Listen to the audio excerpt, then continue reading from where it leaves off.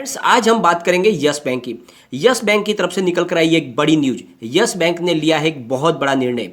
वो निर्णय आने वाले समय में यस बैंक की सेहत को सुधार सकता है। तो क्या है वो निर्णय और क्या उसके दूरगामी परिणाम हो सकते हैं और क्यों ये निर्णय लिया गया है, उसको हम इस वीडियो के माध्यम से डिस्कस करेंगे और साथ में जानने की कोशिश करेंगे कि आज यस बैंक के स्टॉक में तेजी तो बनी, लेकिन इतनी ज़्यादा तेजी क्यों नहीं बनी, उसके पीछे वजह क्या है। साथ में हम आज एक ऐसे स्टॉक को डिस्कस करने जा रहे हैं जिस स्टॉक ने पिछले एक महीने में लोगों को माला माल कर दिया है। यानी पिछले एक महीने से स्टॉक लगातार दौड़ रहा है, 122% का बम्पर रिटर्न लोगों को दे दिया है।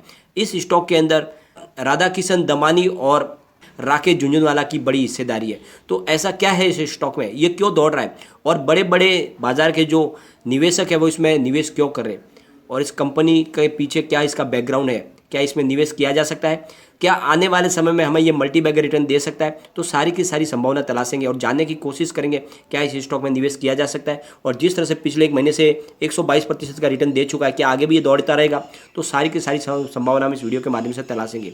साथ में फ्रेंड्स, यस बैंक आगे क्या भविष्य रह सकता है, क्या यस बैंक में अभी भी निवेश किया जा सकता है, तो सारी की सारी संभावना इस वीडियो के माध्यम से हम तलाशेंगे। लेकिन फ्रेंड, उससे पहले अगर आप पहली बार हमारे चैनल पे आए तो चैनल को सब्सक्राइब कर दीजिए, एक बेल आइकॉन दबा दीजिए ताकि जब भी नया वीडियो बने पहला नोटिफिकेशन आपको मिले। वीडियो पसंद आए तो लाइक शेयर जरूर कीजिए।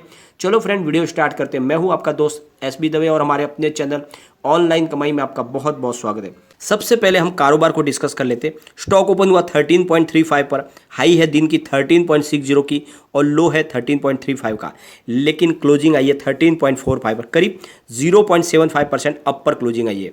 वॉल्यूम की बात कर लेते हैं। बीएससी में 1,49,13,000 का वॉल्यूम हुआ और सामने 79,59,000 की डिलीवरी उठाई गई। डिलीवरी का परसेंटेज 53.37%। तो बहुत ही शानदार मात्रा में डिलीवरी बेस काम हो रहा है, यानी लोग इस लेवल पे काफ़ी अच्छी खरीदारी कर रहे हैं। और जैसे कि हमने पिछले वीडियो में डिस्कस किया था, बहुत सारे म्यूचुअल फंड इसमें खरीदारी कर रहे हैं। बड़े बड़े इंडिया के म्यूचुअल फंड अब इसमें खरीदारी कर रहे हैं। 13 के लेवल के ऊपर इसकी प्राइस काफ़ी नीचे है और इस वजह से बहुत बड़ी खरीदारी हो रही है। लगातार इसमें खरीदारी किए जा रहे हैं बड़े बड़े म्यूचुअल फंड। चलते हैं एनएससी की तरफ। 6,45,77,000 का वॉल्यूम हुआ, सामने 2,69,53,000 की डिलीवरी उठाई गई। डिलीवरी का परसेंटेज 41.74%। तो बहुत ही शानदार तरीके से कामकाज हो रहा है। और सबसे बड़ी बात, यस बैंक की तरफ से एक बड़ा निर्णय लिया गया है।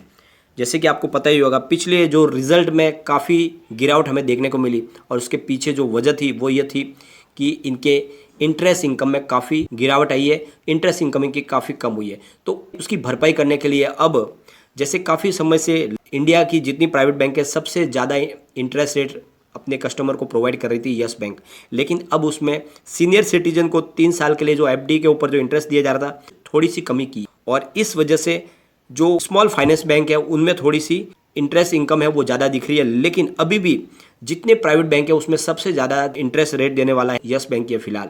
तो जितनी भी प्राइवेट बैंक है उनमें सबसे ज़्यादा है, लेकिन स्मॉल फाइनेंस बैंक में उनसे ज़्यादा है। तो ये कुछ चेंज आ गया है, क्योंकि पहले स्मॉल फाइनेंस बैंक से भी ज़्यादा सीनियर सिटीजन को इंटरेस्ट रेट दी जा रही थी यस बैंक की तरफ से। तो एक बार हम उसको डिस्कस कर लेते।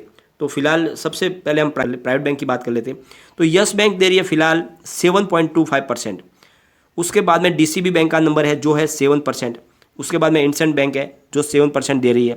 आरबीएल बैंक 6.90% दे रही है। बंधन बैंक 6.25% दे रही है और आईडीएफसी फर्स्ट बैंक 6.25% दे रही है। तो जितने प्राइवेट बैंक बड़ी बैंक हैं उनमें सबसे ज़्यादा फिलहाल यस बैंक सीनियर सिटीजन को इंटरेस्ट रेट दे रही है। अब चलते हैं हम स्मॉल फाइनेंस बैंक की तरफ। तो सूर्योदय स्मॉल फाइनेंस बैंक 7.50% दे रही है, यानी 25 पैसे ज़्यादा है यस बैंक से। फिर उज्जैन स्मॉल फाइनेंस बैंक भी 7.25% दे रही है, यानी यस बैंक के बराबर।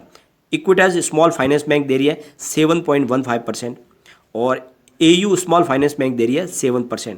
तो सिर्फ एक बैंक है स्मॉल फाइनेंस बैंक, सूर्योदय स्मॉल फाइनेंस बैंक, जो यस बैंक से ज़्यादा इंटरेस्ट रेट दे रही है, बाकी सबकी कम है।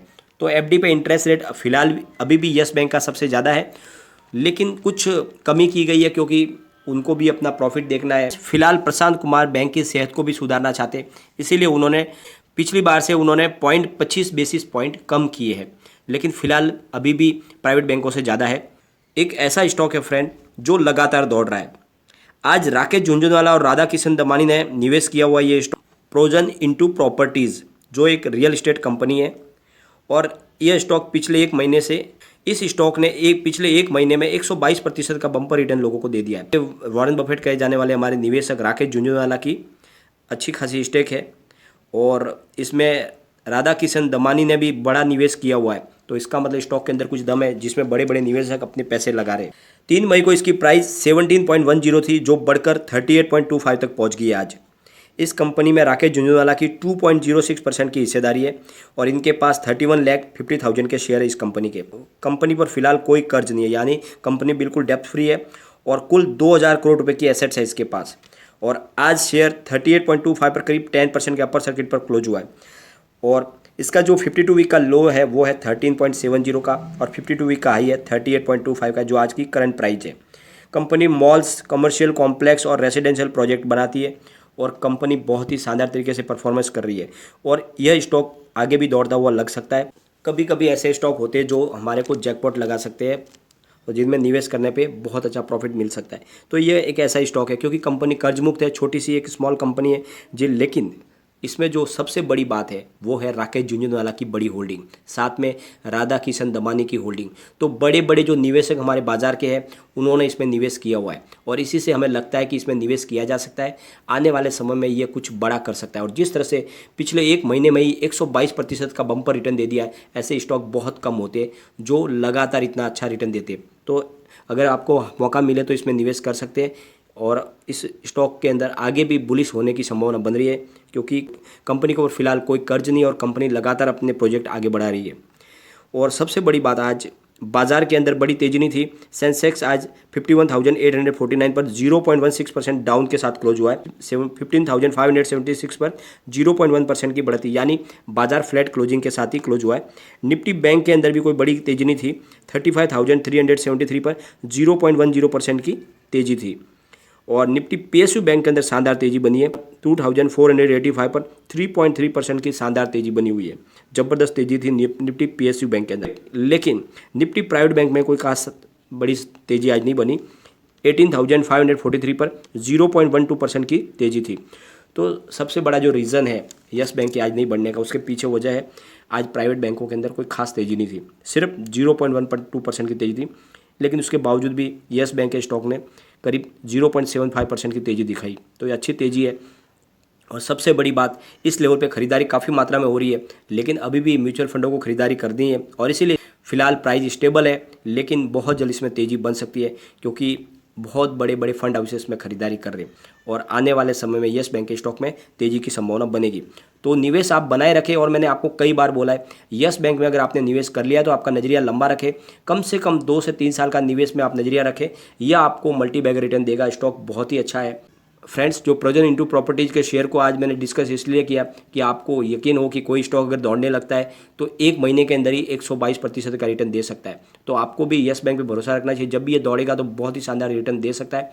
तो थोड़ा सा आपको धैर्य रखना होगा और निवेश के लिए ये स्टॉक जो है राकेश झुंझुनवाला का जो निवेश किया हुआ स्टॉक रियल इस्टेट का, ये भी अच्छा है। इसमें अगर आप चाहें तो निवेश कर सकते हैं, लेकिन फिर भी इसमें रिस्क भी है। हो सकता है कि जब ये अपर सर्किट खुले तो फिर लोअर सर्किट भी लग सकते हैं, तो वो भी आपको देखना होगा। लेकिन फ्रेंड, कोई भी इन्वेस्टमेंट करने से पहले अपने फाइनेंशियल एडवाइजर से एक बार एडवाइस ले ले या अपना खुद का रिसर्च करें, क्योंकि मैंने वीडियो आपके एजुकेशनल पर्पज़ के लिए ही बनाए। वीडियो पसंद आए तो लाइक शेयर जरूर कीजिए और चैनल को सब्सक्राइब कर दीजिए। Thank you friend.